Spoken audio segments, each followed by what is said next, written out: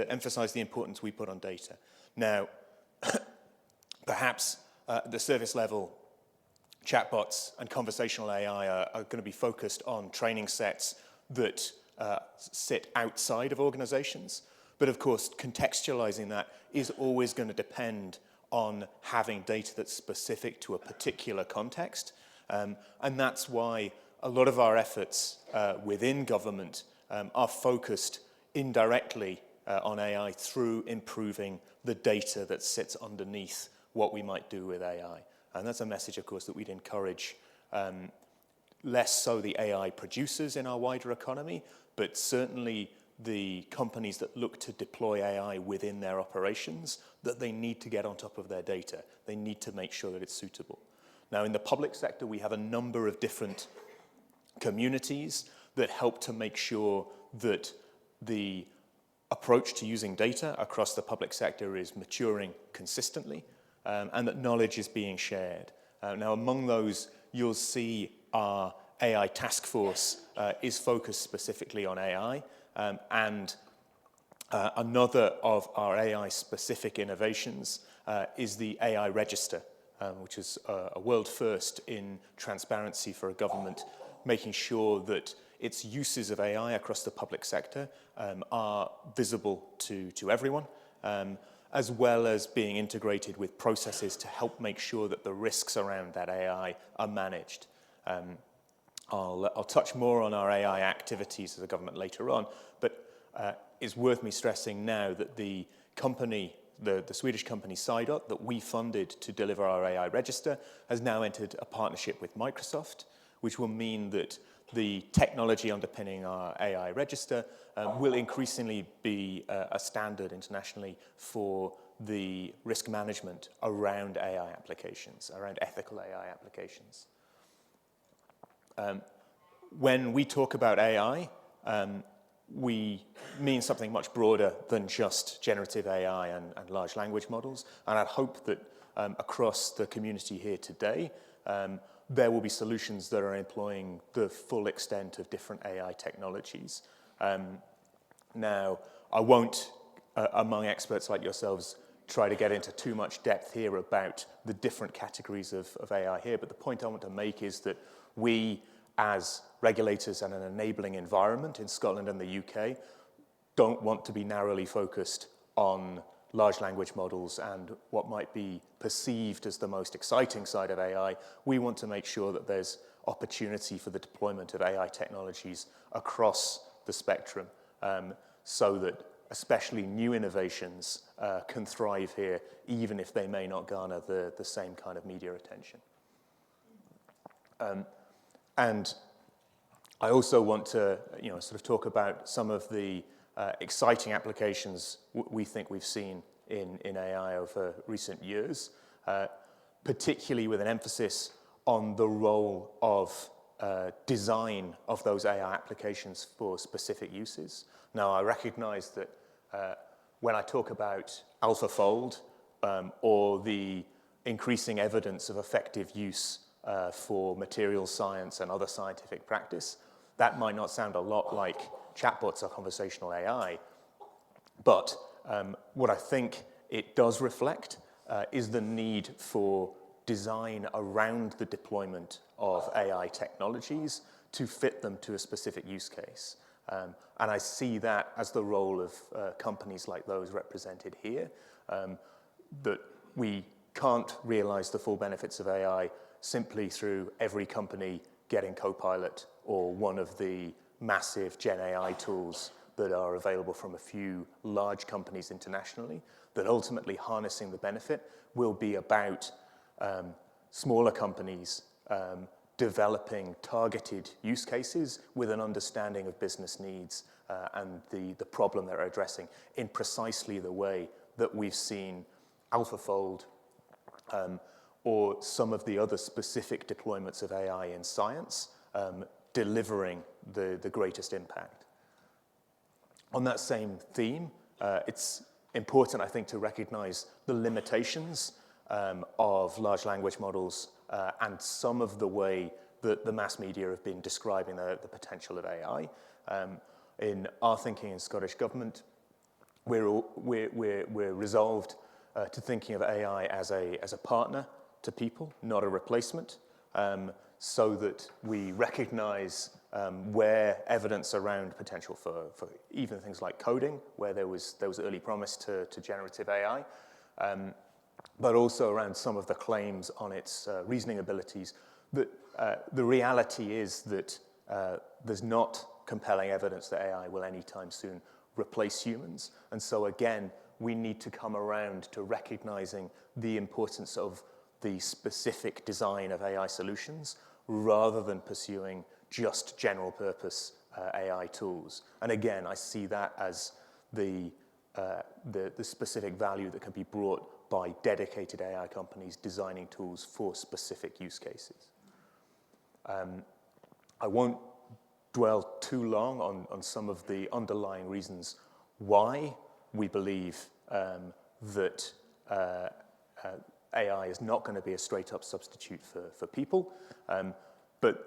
the conclusion of recognizing that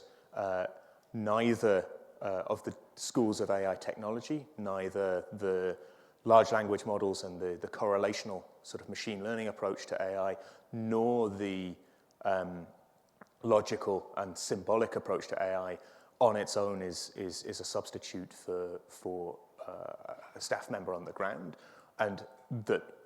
the result of that is that, again, we need to be thinking about the user experience and the business process that we're trying to integrate AI tools into, so that we can design what the AI is doing around the bits that it can do better than a person, while recognizing there will still be points where people need to intervene and do the things that only a person can do. Now, what Scottish Government has been doing so far in terms of AI goes back to 2021 with the publication of our AI strategy, again ahead of many countries around the world. And that strategy, in keeping with the human-centric, ethical emphasis of our conference here, was focused on the objectives of trustworthy, ethical, and inclusive AI. The AI register I've mentioned already as one of the most tangible demonstrations of that interest in trustworthy, ethical, and inclusive AI. But it's worth me emphasizing that that was made mandatory just last year in March 2024, so that what we expect to see is increasingly all of the uses of AI across the public sector in Scotland visible to the public who are affected by them. I talked about the processes around that, which will mean that as new use cases of AI emerge in the public sector, we should be managing the risks around those and making sure that the ethicality of that AI is central to the design and deployment. And relevant to the companies that the public sector might interact with in deploying AI solutions is the way in which we're working on the commercial terms and conditions for the public sector to help make sure that as we engage with companies, even our colleagues who don't have much background in AI will be better able to act as a sophisticated customer, making it a bit easier for everyone to form agreements. Our AI playbook has been revamped over the last year to focus more on businesses and helping businesses in Scotland in particular to make the most of AI. And we're in the process of starting a public participation program, which will help make sure that the views of the Scottish public inform how we understand the ethicality, the inclusivity, the trustworthiness of AI in Scotland. Now, since the Scottish AI strategy was published, we've very recently, back in January, seen the UK launch its AI Opportunities Action Plan. And that, of course, has implications for how we approach AI in Scotland. The headlines from that action plan are an emphasis on the role of the private sector in promoting AI for the UK economy,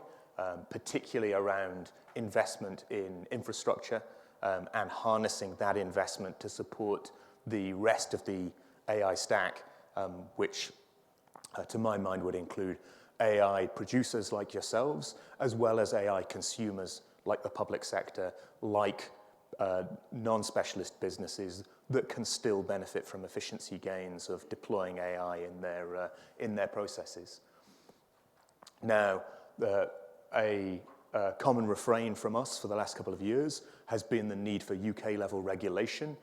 to empower regulators to deal with AI, and that's something we've started to see now in the UK's AI Action Plan. More commitment to making sure that regulators have the technical capabilities to work well with companies and make sure that it isn't an administrative burden on you to work with regulators to make sure that the products you're deploying for the UK are appropriate to the jurisdiction.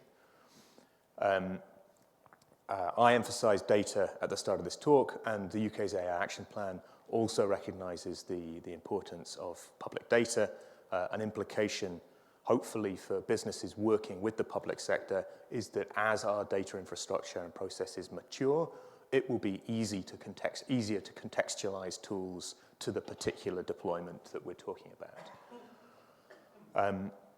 Last of all, the UK's emphasis on identifying use cases in the public sector also presents opportunities for our private sector partners to meet new needs across the public sector, and to talk about how all of the AI Action Plan may start to translate into responses at the Scottish level, hopefully continuing to make Scotland an attractive jurisdiction for businesses to do AI work, to develop new AI products for both UK and European markets. The emphasis on infrastructure fits well with our green data centres strategy. Our existing work looking at both large data centres, as might be used to develop foundation models, but also big and small data centres, which might be useful for specific distilled models or